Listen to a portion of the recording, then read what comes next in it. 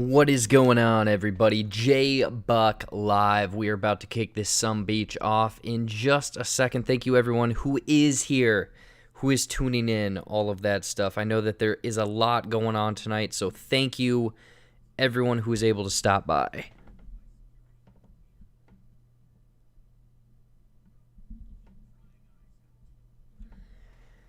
And, yeah, I don't know. We're going to kick this off. We're going to have a good one.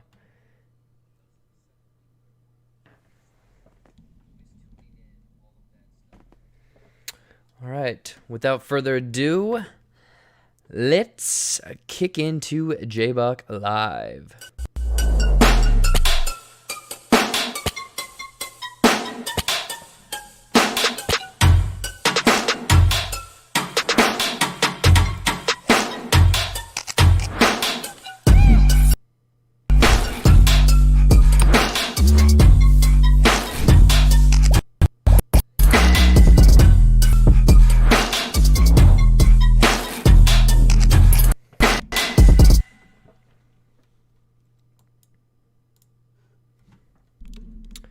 What is going on, everybody? Welcome back to JBuck Studios, and my camera is all over the place.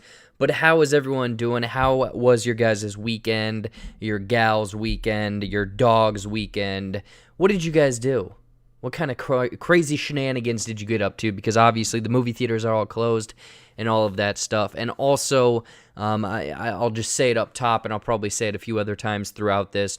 But here in the United States, there's some crazy stuff going on. Obviously, you know, politics and whatnot.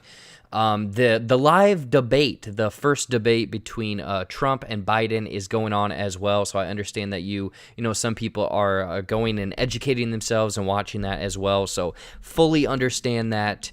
Instead of tuning in and distracting your life from movies and stuff like that.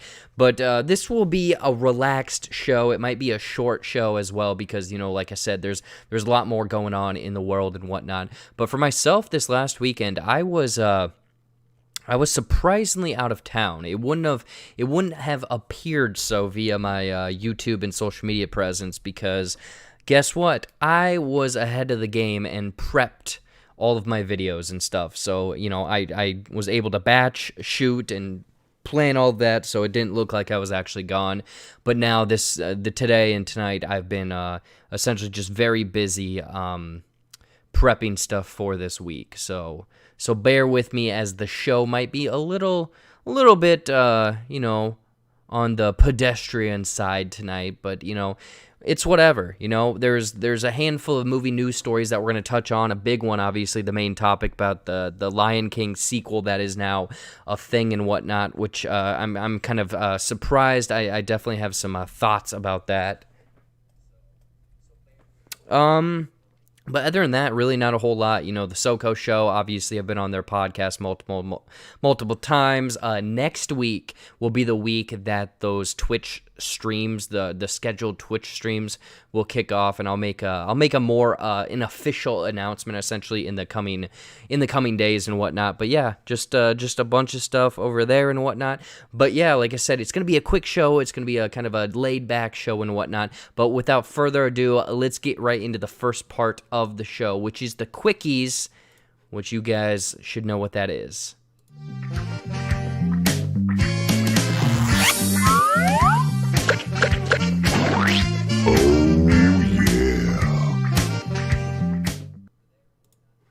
All right, ladies and gentlemen, and Seth Ott in the chat, we are in the Quickies portion of JBuck Live, which is the part of the show where we talk about some quick news items, that definitely are catching my eye, but not enough to fill the main topics of the show and whatnot.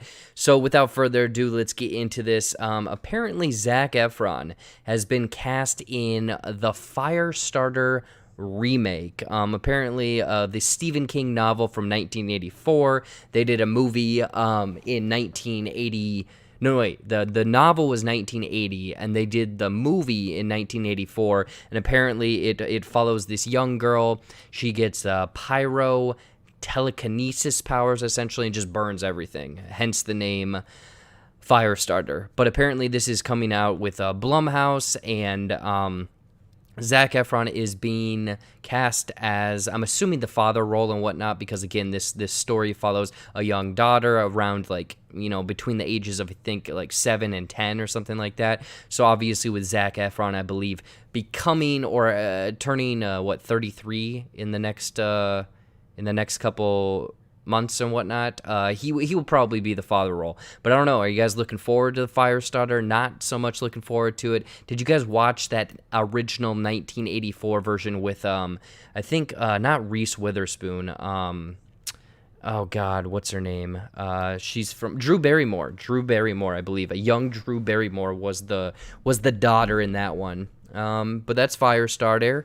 Borat 2. We kind of reported on Borat 2, I think a few weeks ago, that they were kind of just mysteriously or secretly filming it and whatnot. And apparently, yeah, it's done. It's in the can. They've already edited it. It's ready to go. It has a title and everything. But apparently, Amazon now has the rights to it. They acquired the rights. I don't know how much money's and whatnot. But it looks like, Amazon Prime. It will be released on October 23rd. So literally in 4 weeks. And they're saying that they want to have this out on the platform Amazon before the election, because I don't know, I'm assuming that it maybe has some sort of could potentially have some sort of influence over the political spectrum and whatnot. I don't know, I'm curious. One thing I didn't know is apparently, for the first one, and they even said for the second one, there was a lot of kind of dangerous stuff that they shot and whatnot. So there were several times where I guess Sacha Baron Cohen had to wear a bulletproof vest and stuff. But also, I didn't know that that the original one was the script for the original one was nominated for an Oscar. So that's pretty cool. I don't know. Are you guys looking forward to Borat 2? Very nice. That do you like? The pen is black, not.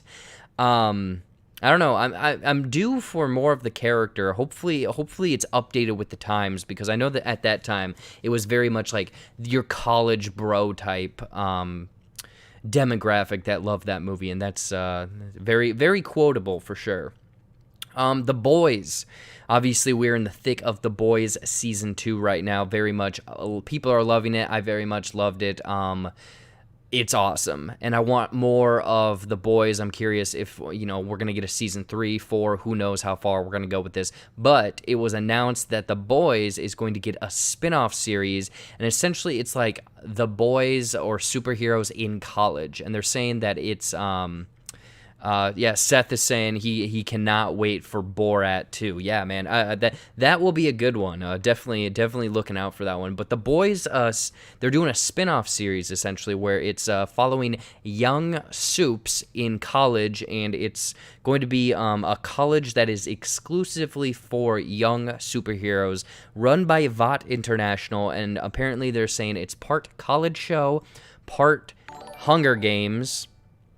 Hey, we got a new subscriber. Thank you so much. It looked like it actually worked on my end. I don't know if it'll work on your end, but thank you so much for the subscribe. Thank you.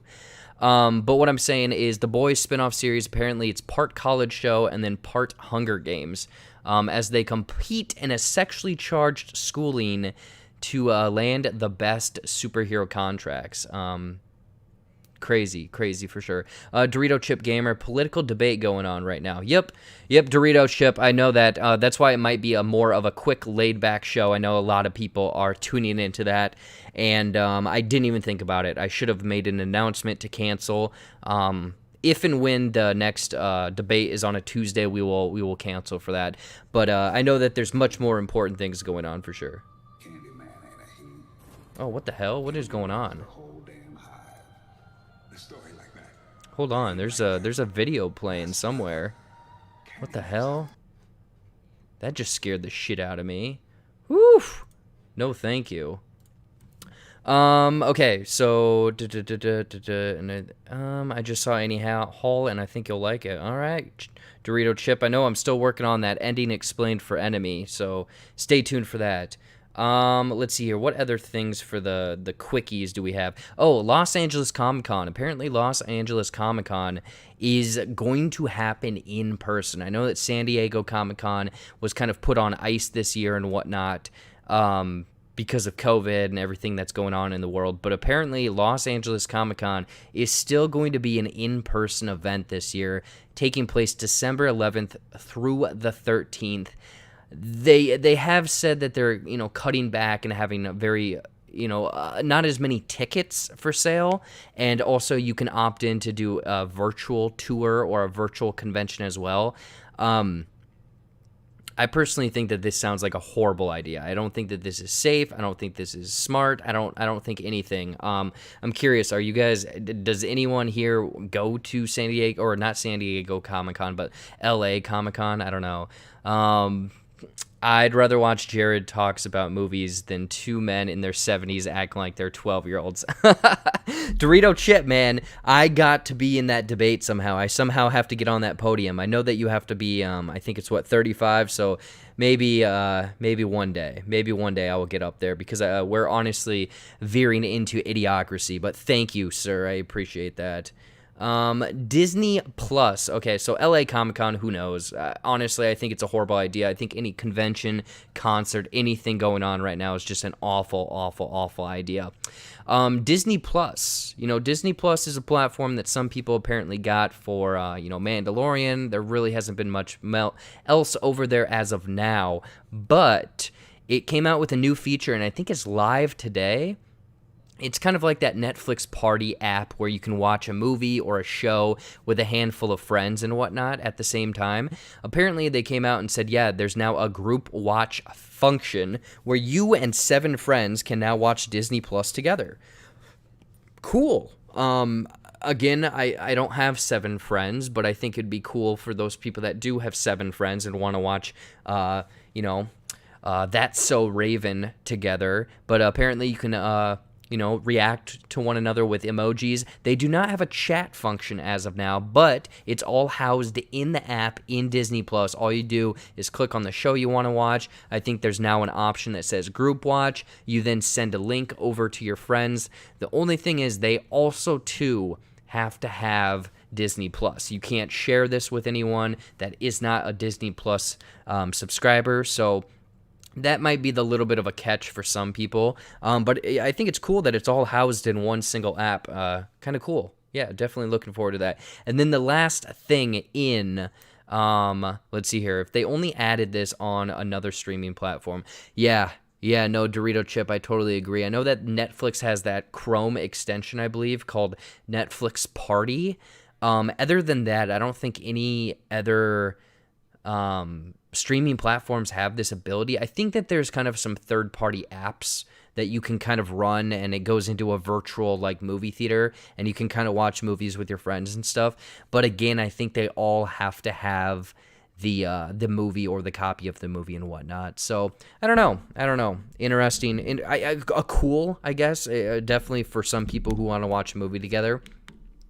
And especially since movie theaters and everything are completely closed. But then the last thing, I love this movie, the 1995 Hackers movie with Angelina Jolie, Matthew Lillard, Jesse Bradford. They are in talks to potentially make a Hackers sequel. It's 25-year anniversary this year, and the director of the original one, Ian Softly, is apparently actively pursuing a sequel. So we could potentially get a sequel for Hackers, the cult classic movie that honestly isn't the best, but I absolutely love it because it's pure 90s goodness. And they're saying that the reason they want to do it is because that there's just so much updated technology and ways that hackers work and stuff. So they said that there's a lot of material to grab from, especially, 25 years. Think about, we were using dial-up in 95, and now we have computers in our pocket. So I'd be curious to see how that works out. Who knows? I doubt the actual cast will come back. I could see maybe Matthew Lillard coming back because he was a fun character, but I feel like Angelina Jolie and the main guy and whatnot, they definitely wouldn't come back. And then Dorito Chip is saying, yeah, the debate went to hell, by the way. Did it already go to hell? Are people already freaking out about it? I will have to I'll have to tune into that, watch a replay and whatnot. And also, like I said, we're probably going to cut this short, so then people that do want to watch the debate, they can get to it. But that is the Quickies portion of the show, or the news. We have a Hacker sequel. We have Disney Plus with Group Function watching. LA Comic-Con apparently still going on.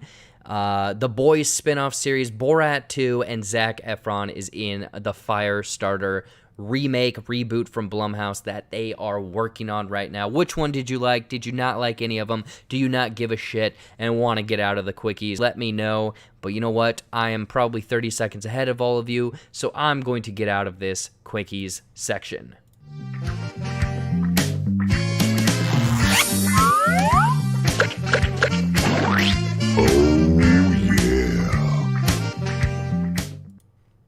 All right, ladies and gentlemen, that was the Quickies portion of JBuck Live, the part of the show where we take some news items and quickly go over them. Yeah, we had some good news there. Let's get into this is chaos. This is chaos. Oh shit. I almost want to hurry through this show then. So then I can get over there and check out all of the craziness that is going on. But anyways, we're going to get into, people are on Twitter memeing already. Yeah, okay, we're going to get into trailer talk, and I did not have enough time to grab some clips, but let's get over there and talk about some trailers. See you later, Eddie, Mama, Bubba, Jim, Big Jim, Little Jim, Slim Jim, everybody. I'll see you later, Chow Ding.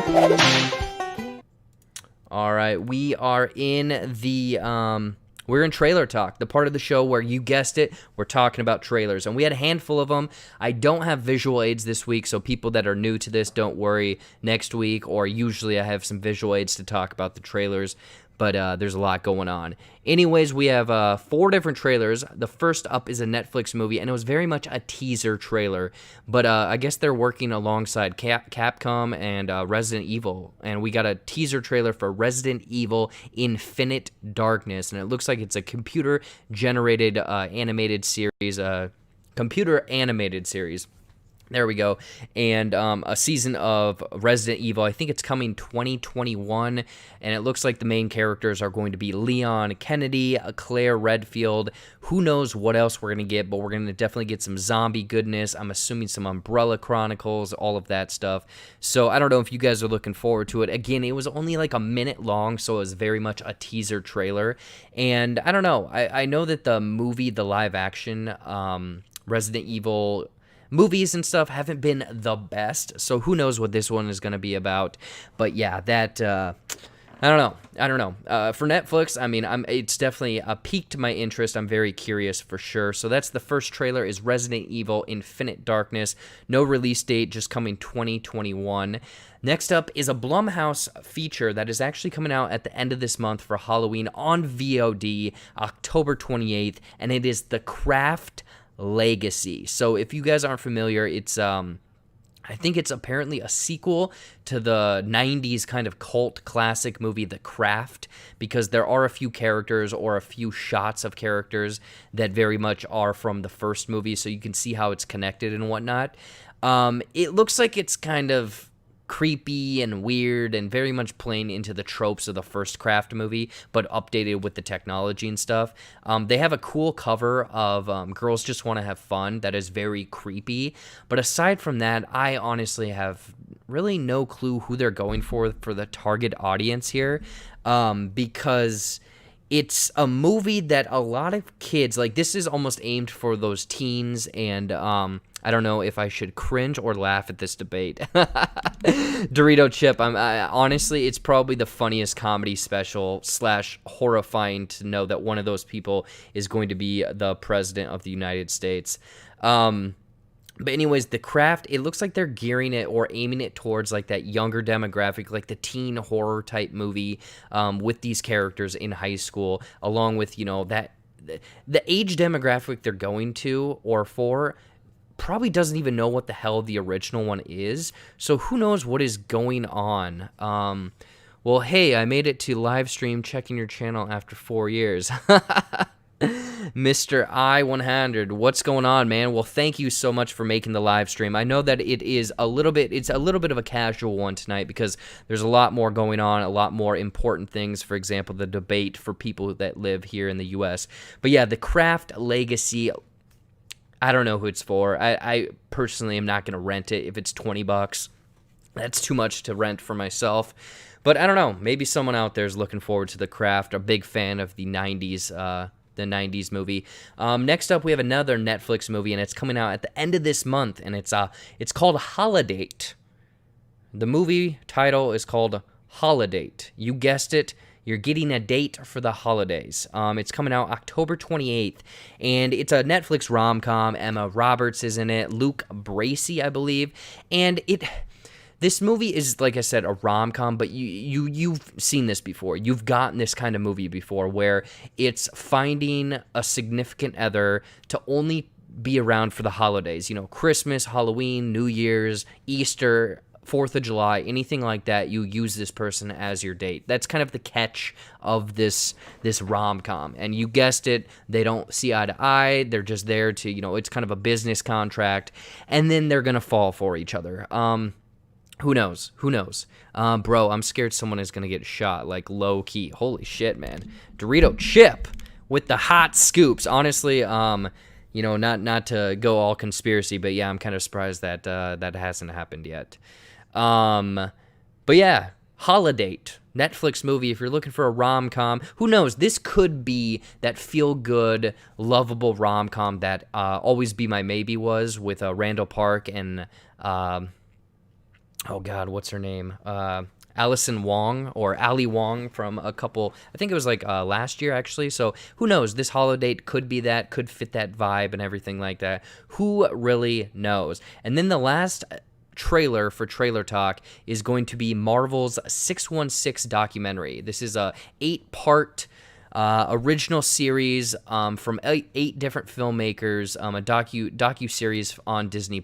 Apparently it's coming out November 20th, and this actually looks really cool for anyone that's a fan of comics, cosplay, Marvel, the animated shows, all of that stuff, because it looks like each episode is going to dive into a different asset around Marvel and whatnot, and kind of like the history of it, how it has really made an impact on culture and everything. Like, I wrote down, there's comics, there's cosplay, there's graphic design and digital design, there's comic book drawing, there's they referenced the Japanese Spider-Man, there's toys, apparently there's a stage play, like Marvel stage plays and whatnot. So if you're into any of this kind of, comic material and getting more in depth in kind of what else is out there for Marvel and whatnot, this looks like a fun, interesting 8-part docuseries, and I think it's also hosted by Paul Scheer, I think it is. And he's always fun. I love his How Did This Get Made podcast. So if it's hosted by him and there's a little bit of comedy thrown in there as well, this could be a fun docuseries. Again, it's coming to Disney Plus, called Marvel 616, November 20th. So I don't know, Thanksgiving break, you need to get away from the family, just turn this one on. But those are the trailers for this week. We have Marvel 616, Holiday, The Kraft Legacy, and Resident Evil Infinite Darkness. Marvel 616 does look interesting, as well as WandaVision for Disney Plus at the end of the year. Yeah, Mr. I-100, you are correct. Like Disney Plus, it's actually Disney Plus is going to be kind of worth it here in the next couple months, because we're getting Mandalorian, then we're getting this docuseries, and then we're getting WandaVision. So I think that those membership or those subscribers of Disney Plus are finally going to get their money's worth. So yeah, I'm very much looking forward to that. But those are the trailers. Those are the 4 this week. And again, like I said, I don't have a visual aid because I was running low on time, but let's get out of the trailer talk. See you later, Aunt Mama, Bubba, Jim, Big Jim, Little Jim, Slim Jim, everybody. I'll see you later, Chow Ding. All right, ladies and gentlemen, that was Trailer the Talk, the part of JBuck Live where you guessed it, we talk about trailers. And we got some people in the chat. Dorito Chip is saying, bro, I'm disturbed by this debate. Yeah, that's kind of what I'm hearing is the debate is getting bananas. And Second Street Marvel, thank you so much for jumping in here and showing some support. I know that there is a lot more important things going on. That debate is one of them, and that's why this show might be... I'm going to cut this one a little bit short after this probably next news story because I want to see what the hell is going on and try to be somewhat informed. But thank you, everyone, for at least tuning in for a little bit. Let's get to the first big topic, or kind of the main topic of the show, because, again, this is kind of the only thing we're going to talk about since it's a little bit shorter of a show. But Lion King, it came out today that The Lion King is going to get a sequel, I think, right there. Boom. The Lion King sequel. So Disney, obviously, they had that live-action 2019 Lion King movie, and it landed with some people, and it very much did not land for a lot of people. I think that the people of my age demographic and whatnot were kind of just like, whatever. It's the exact same as the 90s animated one, but somehow 20 to 30 minutes added to it, and that is it. But yes, they are going ahead with a sequel because the first one made literally a ton of money, like a butt ton of money. But Lion King 2 live-action prequel, they're going with a prequel coming from Disney and the Moonlight director, a.k.a. Barry Jenkins. So, I don't know. I'm kind of curious. Let me know in the chat what you guys think of this. Do you guys like this? Do you not like this? I guess my thoughts on it is, why? A lot of why, like why this sequel, why making it not a sequel but a prequel, and why do you get Barry Jenkins to film this movie instead of Jon Favreau? And the reason I'm assuming Jon Favreau is not going to do this second one is because the first one probably took a lot of time, a lot of resources, a lot of headaches. He is also involved with Mandalorian Season 2. There's apparently a 3 and 4 coming up. He, I'm sure, is doing a lot of other scripts and a lot of other work as well via Hollywood. So this sequel, the Lion King sequel, is definitely not on his radar. Who knows? Maybe he's going to be a producer or something. But bringing in Barry Jenkins, I will be honest, I have not seen Moonlight, but I've seen a handful of scenes, a handful of beautiful pictures and stuff. So this guy knows his way around the camera. He knows how to make a beautiful film. And if you're going for that vibe, just to have a gorgeous film, who knows, maybe they can fill in the story and get a cohesive prequel, essentially, because I think that they claim that they're going with the whole flashback route, where it's going to go back into Mufasa's life and different portions throughout his life before his untimely death and everything like that.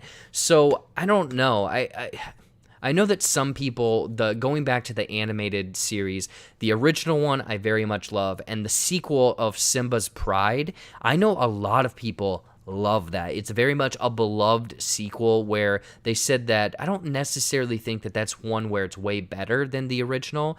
The Aladdin sequel is one of them where King of Thieves, I think it is, or Jafar's Return. But this Simba's Pride, I know that there's a lot of kids that grew up watching that one, and I think that they got a lot of backlash of taking the original movie and literally just copying it. So they're not going to do that with Simba's Pride, this sequel. They're trying to do something different, a little bit experimental, going a different way instead of following the adult Simba and Nala and whatnot, instead going back and discovering or exploring more of, I'm assuming, Mufasa, Scar, their growing up, their childhood and their lives and stuff like that. So I don't know. I'm interested in what they're going to do. I just think that this is honestly a cash grab. I'm sorry, but that's what this is they're taking all of their animated stuff and going live action with it. Mr. I-100, I don't know. He is a good director, but I'm just done with Disney live action. Since last year, The Lion King, I think it's time to end it, please. Nope, I'm 100% there with you, Mr. I-100. I think that this is not necessarily a cash grab because it's a company, it's a business. they need to make money. I just think that this is like, it's lazy. I feel like it's lazy. And sure, they're bringing on great talent. They're going a little bit different route. But it just, it feels icky. It feels gross. And again, like I said, the original made $1 billion. That is a lot of money. So you can understand why they are taking these properties that are animated, that people love, that people grew up with, that are now parents, and want to share the live action ones with their kids. Who knows? I know that here it even says that they're moving forward with the Aladdin 2 sequel, and that one is not going to follow any of the animated movies that followed the 2 sequels that they did that were kind of straight to DVD. I think that they are making, or straight to VHS or DVD, they are making a completely unique series, or not series, but animated, or not animated.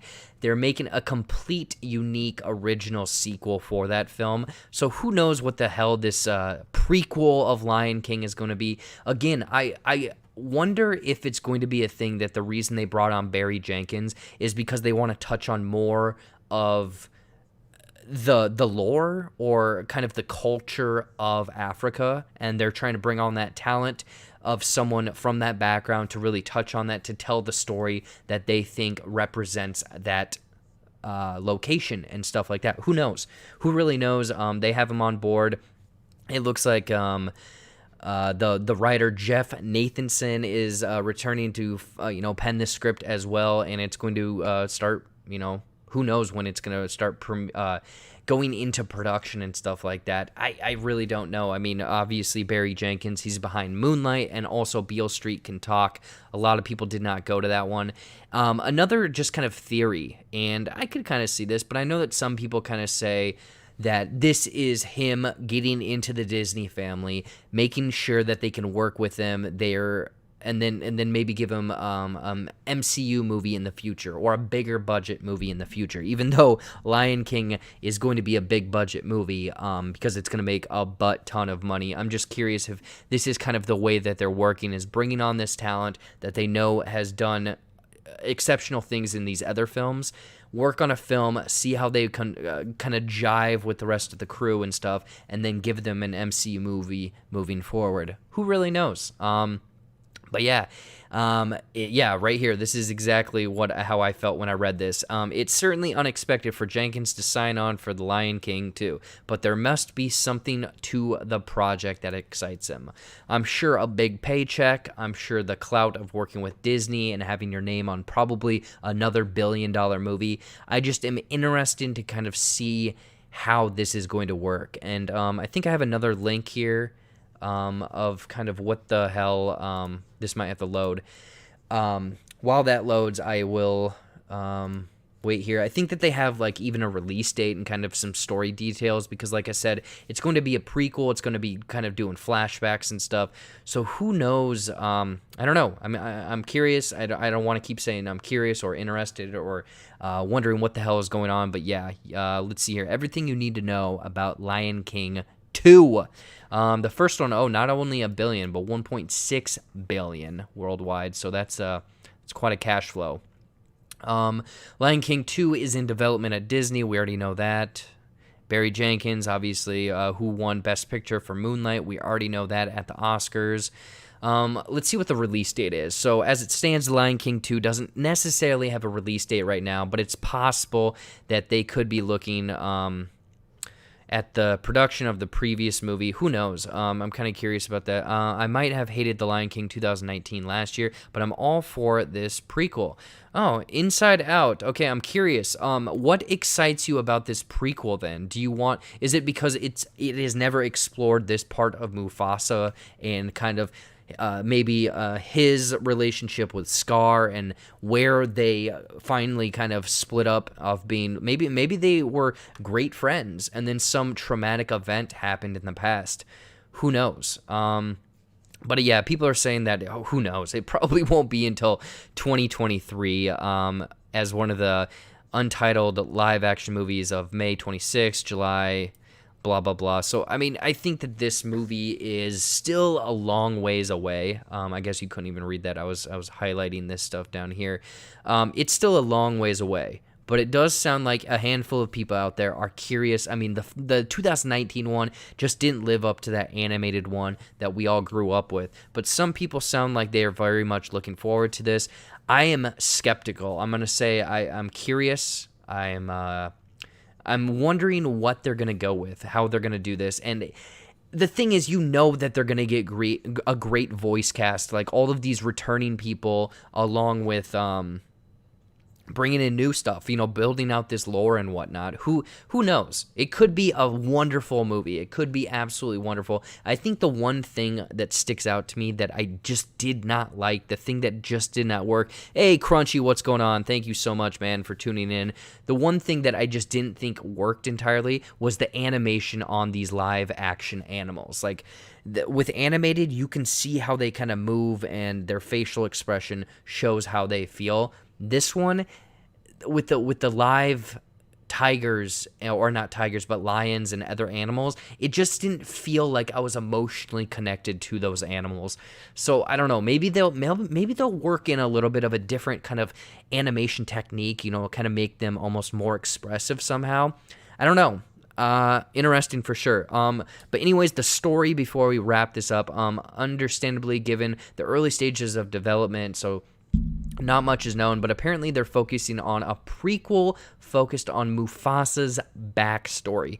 It's likely that any such of the story would involve his obviously early life at Pride Rock, his relationship with Scar, which I said would be an interesting wrinkle to definitely explore, and how the two brothers became great rivals. So yeah, I think that is sort of the main pieces of the movie that I think people would be looking forward to or interested in, as at least.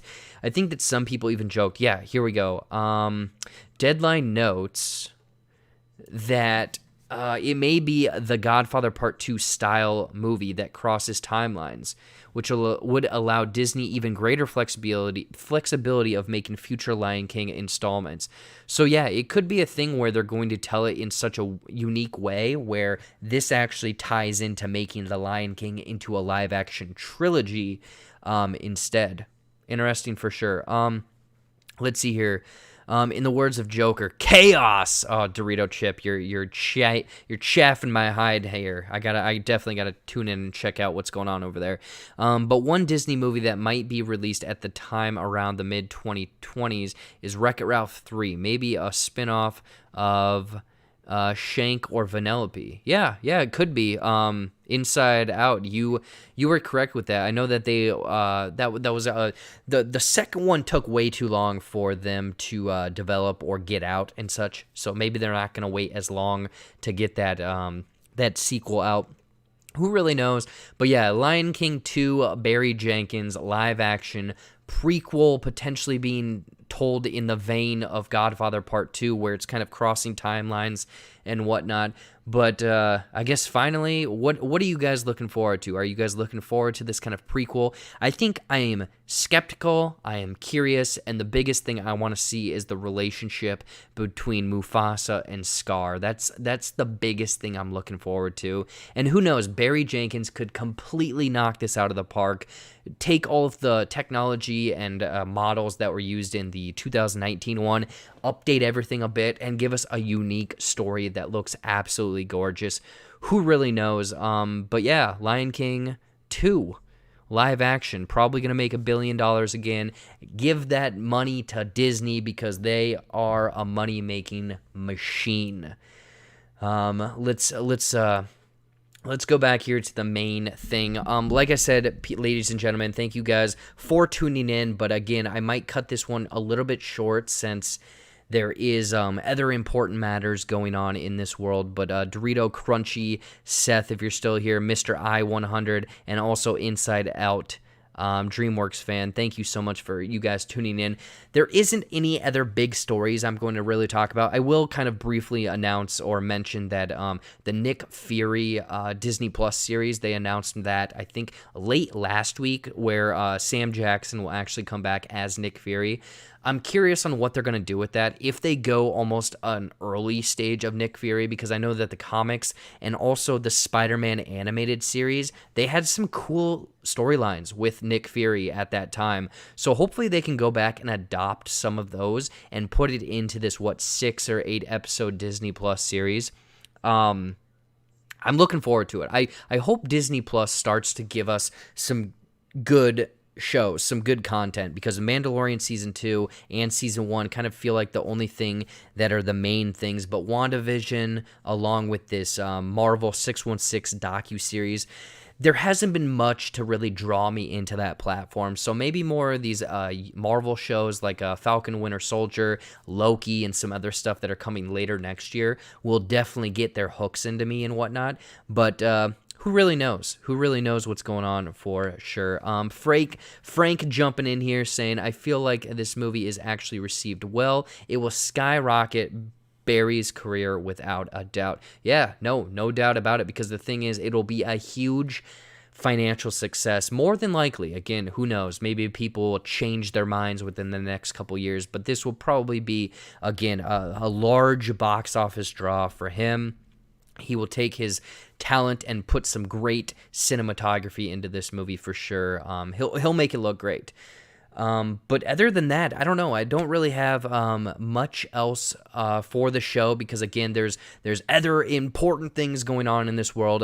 Crunch or Dorito Chip knows where the debate is getting bonkers over there, so I might have to go educate myself and see what's going on. But next week, obviously, JBuck Live every Tuesday night at this time. There's a bunch of reviews coming out this week on JBuck Studio, so be sure to subscribe and stay tuned for all of that. Follow my social media for all of that. Also, if you guys like video games, jump over to Twitch, JBuck Studios, and give me a follow over there. Starting next week, I'm going to have a streaming schedule where I will stream a couple hours every single day, and each day will be a little bit different and maybe themed, where I'll play a certain game on a certain day and whatnot. Probably Mario Mondays, something like that. But thank you guys all for tuning in. Last thing I'll read, Mr. I-100 has to say, I would like the series would be, or I would like for the series to be Nick Fury going on adventures with his Skrulls from the end of credits. Oh yeah, the end credits of Far From Home. That is actually a really good idea, because I completely forgot that is where he's at. That is what he's doing, and that could build out the world and the lore a little bit more and bring in almost more characters to then tie in with the movie universe and maybe even more of the shows. So Mr. 100, that is a darn good idea. Thank you so much for that. Yeah, wow. Anyways, guys, we're going to wrap this up. Be sure to stay tuned for all of the stuff. Next week, I might try to actually finally do that room tour of my brother's nerd room with all of his pops and stuff, because I know a lot of people have been asking for that. So stay tuned for that. But anyways, I'm going to call this one quits. Again, a shorter show tonight, but thank you everyone for tuning in, all 7 of you or 8 of you guys. You guys are awesome. Thank you so much.